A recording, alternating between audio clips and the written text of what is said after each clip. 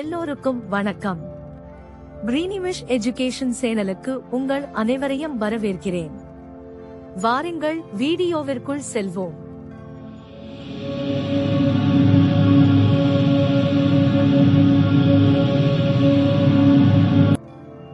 கடவுள் வாழ்த்து. குறள் 3. மலர்மிசை ஏகினான் மானடி சேர்ந்தார், நிலமிசை நீடுவாழ்வார். கடவுள் வாழ்த்து. குறள் 3. விளக்கம். வரதராசன் உரை. அன்பரின் அகமாகிய மலரில் வீற்றிருக்கும் கடவுளின் சிறந்த திருவடிகளை இடைவிடாமல் நினைக்கின்றவர் இன்ப உலகில் நிலைத்து வாழ்வார். சாலமன் பாப்பையா உரை.